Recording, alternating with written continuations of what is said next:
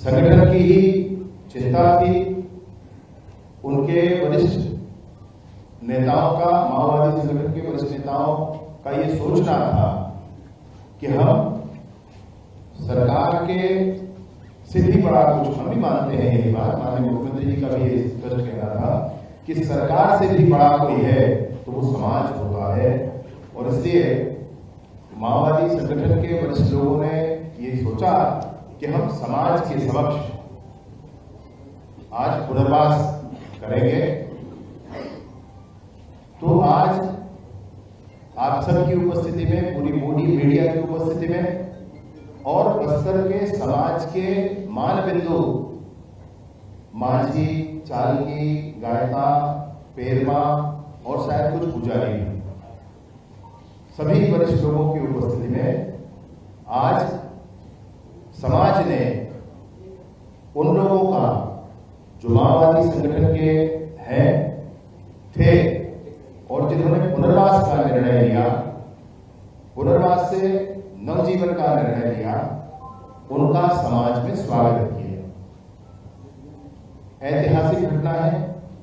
मैं ऑनलाइन देखता रहा पूरा।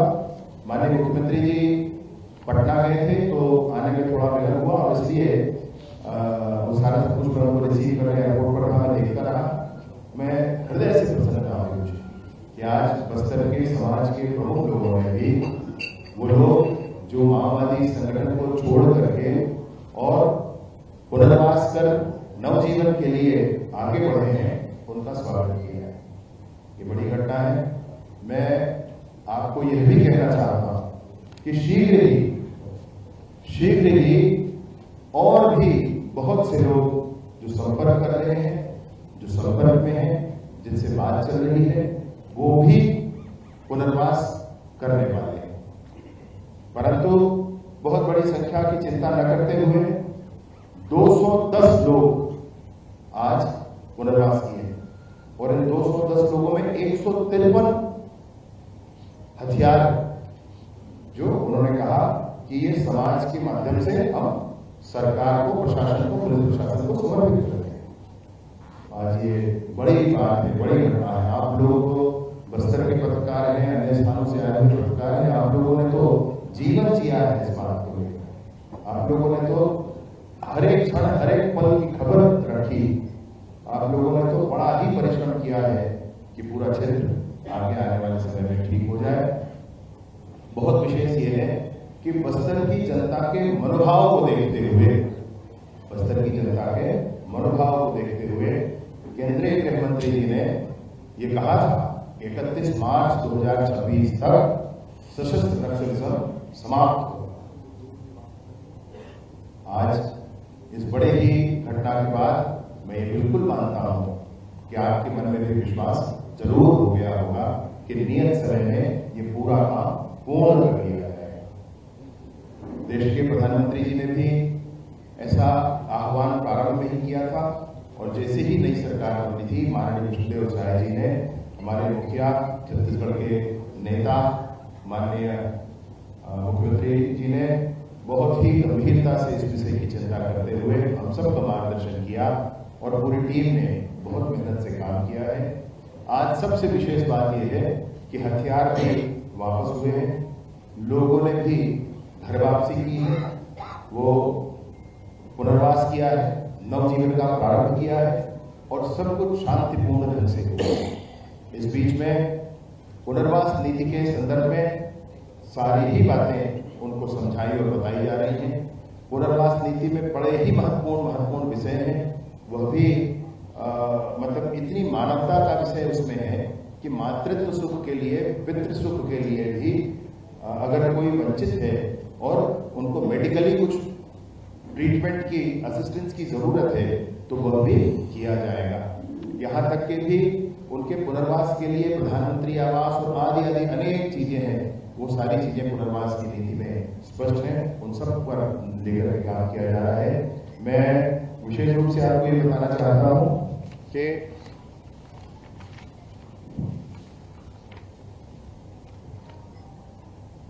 माड़ डिवीजन की कमेटी ये पूरी की पूरी है। मेरी बात गंभीरता से ध्यान देंगे, माड़ डिवीजन की कमेटी पूरी की पूरी आई है। गढ़चिरौली डिवीजन की कमेटी गढ़चिरौली में भी 1-2 दिन पहले गढ़चिरौली में गई है। इसके साथ ही साथ उत्तर बस्तर डिवीजन कमेटी में एक पोर्शन केशकाल वाला शेष रहा है, बाकी वो भी कमेटी पूरी आई है। इनके कंपनी 1 ये पूरा आया है, कंपनी 5 में 1-2 साथियों को छोड़कर बाकी पूरे आए हैं, कंपनी 10 ये पूरा आया है। इनके डिपार्टमेंट्स जो हैं, टेक्निकल डिपार्टमेंट, जोनल क्षेत्र के जितने लोग हैं वो पूरे आए हैं। इनके कम्युनिकेशन टीम के जितने लोग हैं वो पूरे आए हैं। इनके प्रेस की जोनल लेवल पर प्रेस के जितने लोग हैं वो पूरे आए हैं। इनके जोनल डॉक्टर टीम एक होती है वो भी पूरी आई है। उत्तर पश्चिम सब जोन के सभी डिपार्टमेंट्स के सभी लोग आते हैं। आप एक तरह से कह सकते हैं कि उत्तर पश्चिम क्षेत्र पूर्णतः क्लियर हो चुका है, पूर्णतः स्पष्ट हो चुका है। कुछ बातें इस पर पहले हुई थी, माननीय मुख्यमंत्री जी से मार्गदर्शन प्राप्त करके, केंद्रीय नेतृत्व से भी मार्गदर्शन प्राप्त करके उस विषय पर निर्णय दिया गया। यथा कहा गया था कि मूलवासी बचाओ मंच है जो प्रतिबंधित है उस पर से प्रतिबंध हटाना चाहिए। तो माननीय मुख्यमंत्री जी ने इसका निर्णय किया कि मूलवासी बचाओ मंच पर प्रतिबंध इस महीने की 30 तारीख तक था है, आगे इसको एक्सटेंड नहीं किया जाए, इस बात का निर्णय लिया। इस बात का भी निर्णय लिया गया कि डीआरजी में जैसे भी लोग हैं जो इच्छा होगी वो जाए, ऐसा नहीं पहले डीआरजी में कंफ्यूजन किसी को न रहे कि जो पुनर्वासित लोग हैं वही जाते हैं, ये बिल्कुल किसी को कंफ्यूजन। डीआरजी की पूरी टीम में 10% से होता है।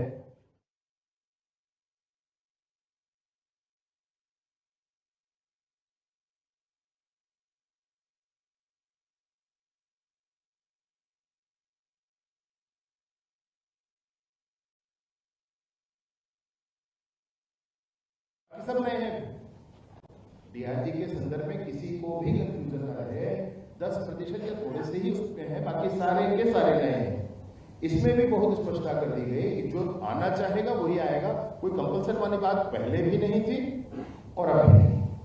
ये बहुत स्पष्ट। इन्होंने यह भी कहा था कि हमारे लोग जो जेलों में बंद हैं उनको हम वापस लाना चाहेंगे। तो हमने भी बड़ी स्पष्टता से इस बात, इसके पहले भी केंद्रीय नेतृत्व का भी निर्णय था, माननीय मुख्यमंत्री जी का भी निर्देश था, निर्णय था इस विषय पर कि हमको जो करना चाहिए, जो जेलों में बंद हैं उन लोगों में से जो भी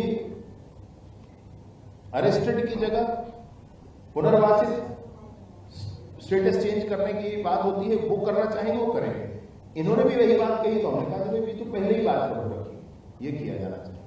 और इस तरह से माननीय विष्णुदेव साय जी की संवेदनशील सरकार ने चर्चा भी की, बातचीत भी की, लेकिन बहुत स्पष्टता से कोई टीम वो नहीं जो अचानक उभर कर सामने आ जाए। हमने पहले ही कहा था कि माओवादी चाहें तो चर्चा करें, तो माओवादियों ने कुछ ऐसी बातें कही जिसके लिए सरकार स्वयं ही क्रियाशील है पहले से।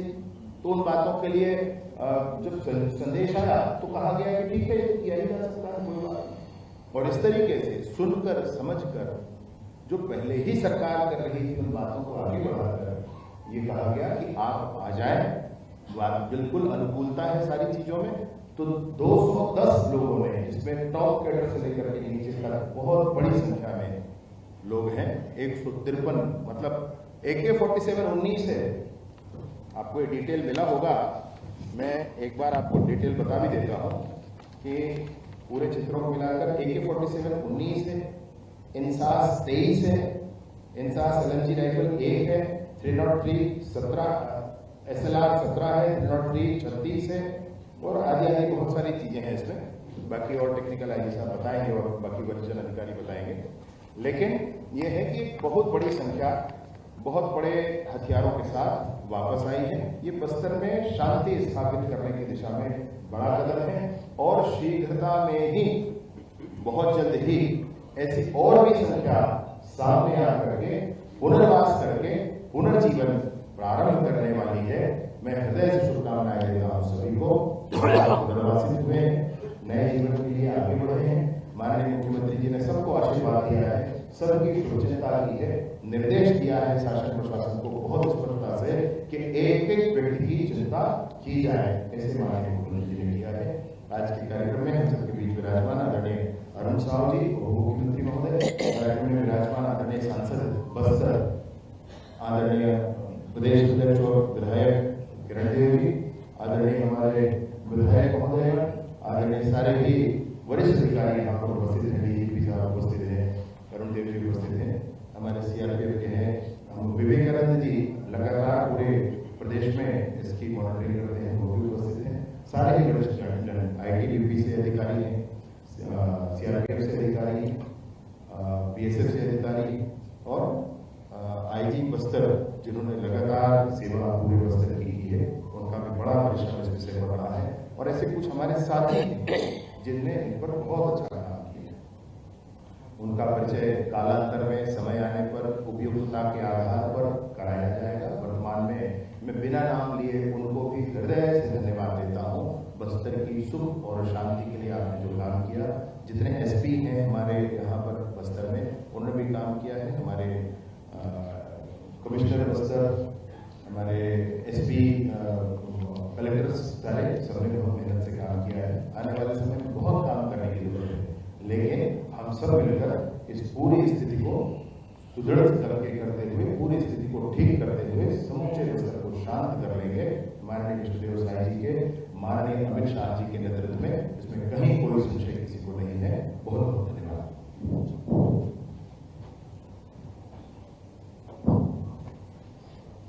धन्यवाद आदरणीय उप मुख्यमंत्री महोदय। मैं बहुत आदर के साथ प्रदेश की यशस्वी मुख्यमंत्री महोदय एवं सभी अधिकारियों को अवगत कराना चाहूंगा, जैसा छत्तीसगढ़ शासन एवं भारत सरकार की मंशालु और क्षेत्र की जनता के विचारू माननीय मुख्यमंत्री महोदय एवं समस्त वरिष्ठ पदाधिकारियों के मार्गदर्शन में बस्तर पुलिस, केंद्रीय अर्धसैनिक बल, स्थानीय प्रशासन एवं सभी स्टेक होल्डर्स और समाज के सभी लोग ने उनकी सहयोग रहा इस अभियान में। और इस संपूर्ण अभियान में सभी स्टेक होल्डर्स का पूर्ण सहयोग रहा। और हमारा जो जवान बस्तर की शांति, विकास एवं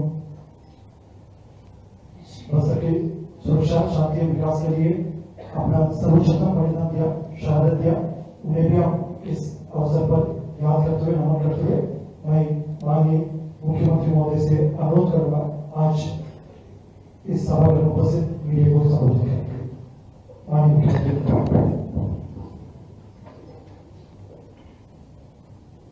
आज के प्रेस वार्ता में सभी इलेक्ट्रॉनिक्स मीडिया और प्रिंट मीडिया के बंधुओं का स्वागत है, अभिनंदन है। और ऐसे अवसर पर हमारे दोनों डिप्टी सीएम भी उपस्थित हैं,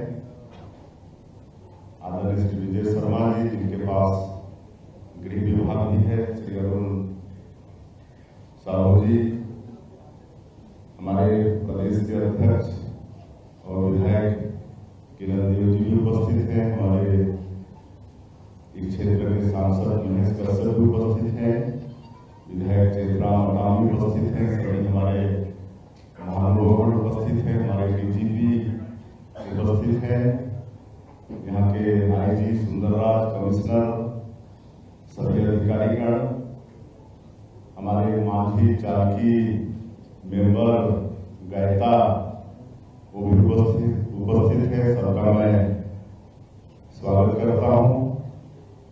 और आज का ये दिन सिर्फ बस्तर के लिए ही नहीं बल्कि छत्तीसगढ़ और पूरे देश के लिए ऐतिहासिक दिन है कि आज टॉप से लेकर नीचे तक कुल 210 जो रास्ता पकड़ गए थे, जो समाज से अलग हो गए थे, ऐसे लोग हमारे देश की संविधान पर विश्वास करके गांधी जी की अहिंसा पर विश्वास करके हमारे प्रदेश की पुनर्वास नीति पर विश्वास करके आज विकास की मुख्यधारा में जुड़े हैं और अपने शस्त्र हमारे समाज के वरिष्ठों माझी चालकी गहता उनके समक्ष सौंप कर एक नया जीवन शुरू कर रहे हैं। ऐसे सभी बंधुओं को बहुत बहुत शुभकामनाएं देते हैं, उनको बधाई देते हैं।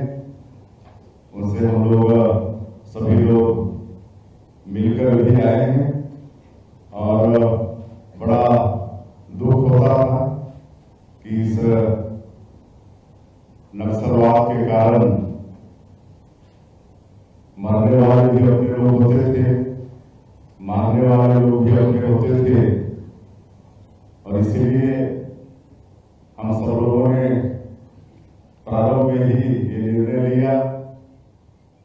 हमारे देश के यशस्वी प्रधानमंत्री जी से प्रेरणा लेके देश के यशस्वी गृह मंत्री जी, हमारे प्रदेश के गृह मंत्री जी, हम लोग इसका समाधान होना चाहिए।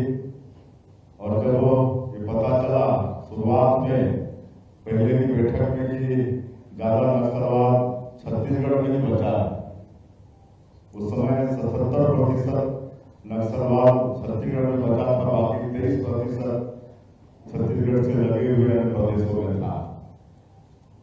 उसी समय से हम लोगों ने निर्णय लिया कि इसका समाधान होना चाहिए और हमारे गृह मंत्री जी कई प्रदेशों में गए, वहां की जो पुनर्वास नीति थी उसका अध्ययन किए और एक अच्छा से अच्छा पुनर्वास नीति हम लोग बनाए और आह्वान भी किए हमारे भाइयों से, भटके हुए भाइयों से कि आप लोग हिंसा का रास्ता छोड़िए।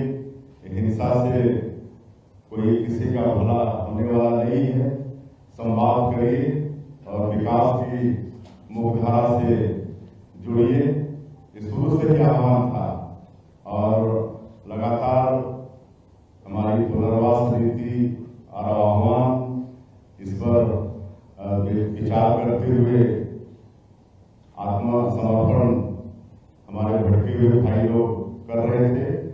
लेकिन आज का दिन ऐतिहासिक है क्योंकि आज एक साथ शायद नक्सलवाद के क्षेत्र में कभी ऐसा नहीं हुआ होगा कि इतने लोग एक साथ विकास की मुख्यधारा से जुड़ रहे होंगे।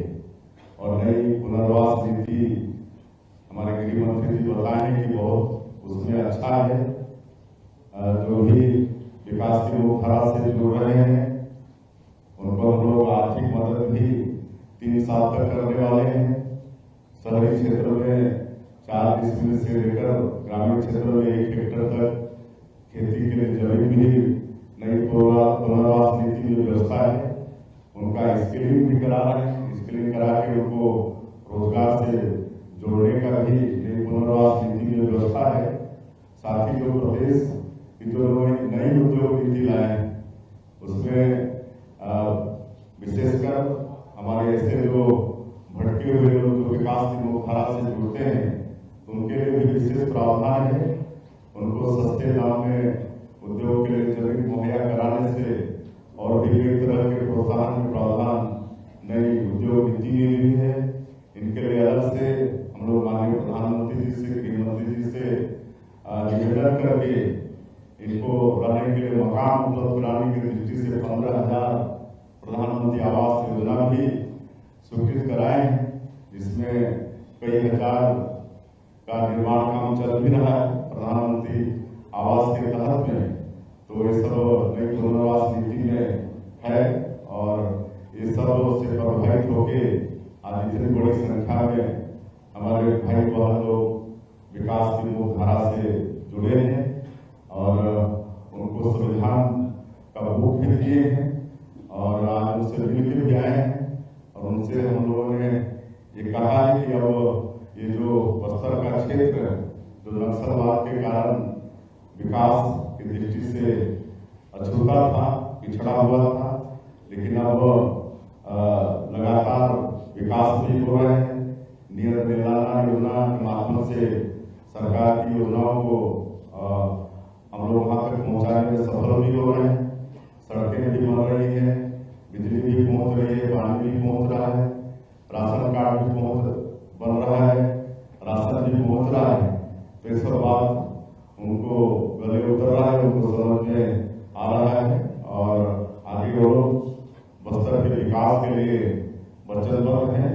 तो आज का ये दिन बड़ा ऐतिहासिक दिन है। मैं फिर से एक बार जो 210 हमारे भाई जो अपने बीच के हैं, जो रास्ता भटक गए थे, आज वो विकास की मुख्यधारा से जुड़ रहे हैं, उनको बहुत बहुत बधाई शुभकामना देते हैं और सरकार उनके उज्जवल भविष्य के लिए उनका जीवन आगे ठीक से चले, इसके लिए जो भी प्रयत्न होगा वो सरकार करेगी।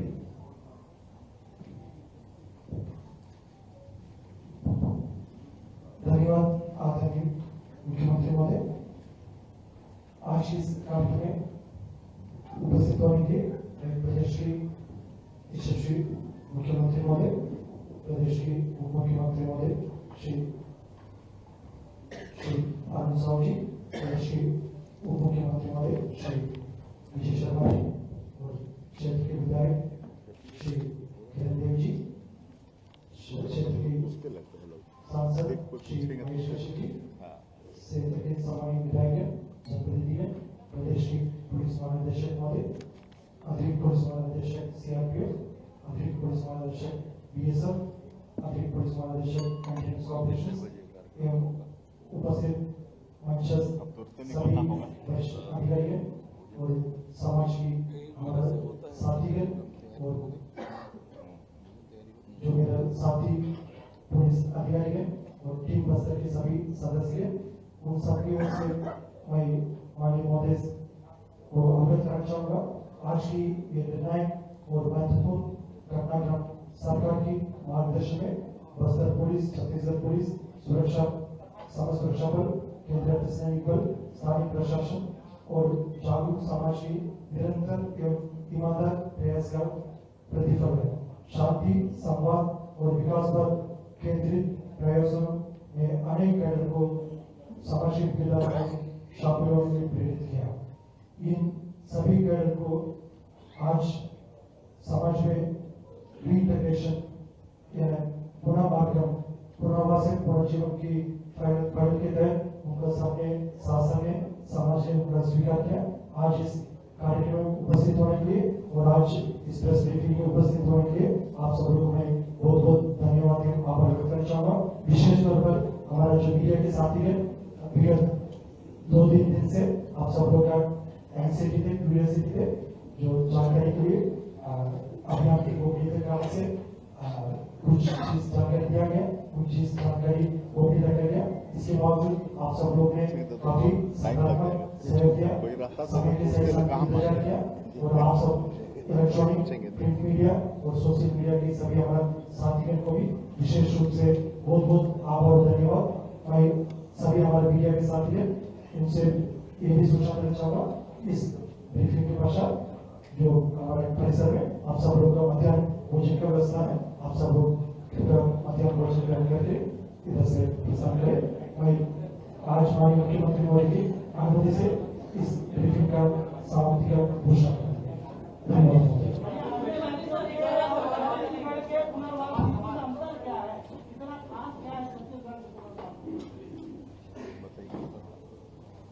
क्या कहा भैया आपने? अन्य राज्यों के मुकाबले में छत्तीसगढ़ की जो पुनर्वास नीति है उसका अंतर क्या है? पुनर्वास की नीतियां सब जगह अच्छी हैं, परंतु अन्य किसी राज्य में नक्सल पीड़ित और नक्सल माने जो पुनर्वासित हैं उनके लिए प्रधानमंत्री आवास का प्रावधान नहीं, उनके लिए ऐसे मातृत्व सुख के लिए जो प्रावधान हमने किए वो नहीं है। इनाम की राशि, खैर ये इनाम की राशि बड़ी बात नहीं है इसलिए मैं इसका उल्लेख नहीं कर रहा हूँ, परंतु यह भी अधिक है। ऐसे अनेक चीजें हैं।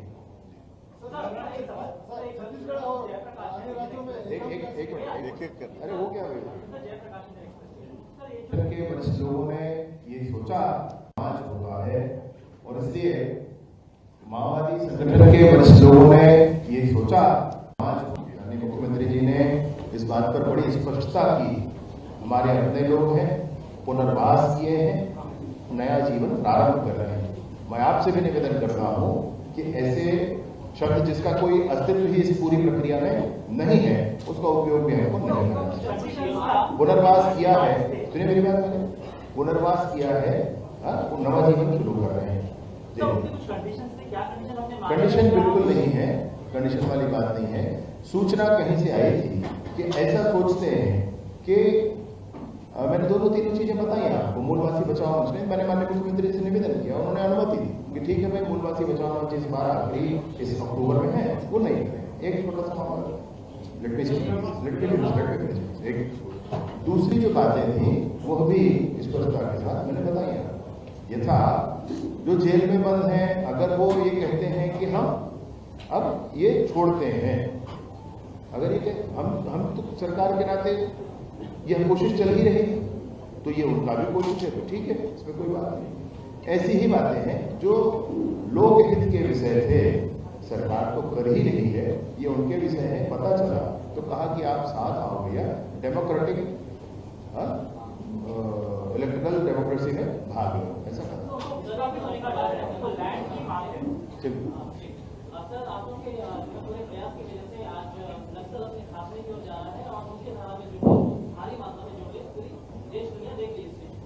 सर, लेकिन एक बड़ा सवाल यह है कि अभी सिस्टम में बैठे हुए कुछ ऐसे लोग जिनकी वजह से लोगों के बीच में जो ये भरोसा टूटता नजर आ रहा है, क्योंकि आप लोग इतना भरसक प्रयास कर रहे हैं। अभी के न्यूज की टीम ने जो है एक नगरना थाने के ऐसे रिश्वत देने वाला मामला जो है सामने लाया था, उसके बाद अभी तक उसमें कोई कार्रवाई नहीं हुई है सर, क्योंकि जहाँ क्या विषय है, आप क्या कह रहे हैं, बाद में बात कर लेंगे। रुपेश का कहना ये है कि हमने 7 बातें सरकार के सामने रखी थी, जिसमें 3 बातें बनी, 4 बातें। उनका इंटरव्यू मैंने देखा है चैनल पर, तो आपसे मैं वही कह रहा हूँ, सरकार जिस दिशा में पहले ही प्रयास कर रही है, वही बात उनकी सुनाई में आई हमको कि यही बात करना चाहते हैं। मुख्यमंत्री जी ने कहा कि ठीक, वो तो हम कर ही रहे, तो कोई हाँ कहा कोई नहीं कहा वाला विषय नहीं। बात ये थी कि आप भी वही कर रहे हैं और हम भी वही कर रहे हैं, दोनों मिलकर नहीं कर रहे हैं, अब दोनों मिलकर करें। जैसे महाराष्ट्र में जो वहाँ पर लोगों को इंडस्ट्री में जॉब देने की सुविधा है, तो उस तरीके से यहाँ भैया हमारी उद्योग नीति में माननीय मुख्यमंत्री जी ने पहले ही स्पष्ट किया कि वो उद्योग जो इनको साथ लेंगे, नक्सल पीड़ितों को भी और पुनर्वासितों को साथ लेंगे, उनको अनुदान सरकार दे देगी पहले ही, और ये उस नीति का। चलिए, धन्यवाद साथी, आप सबको समय को ध्यान रखते हुए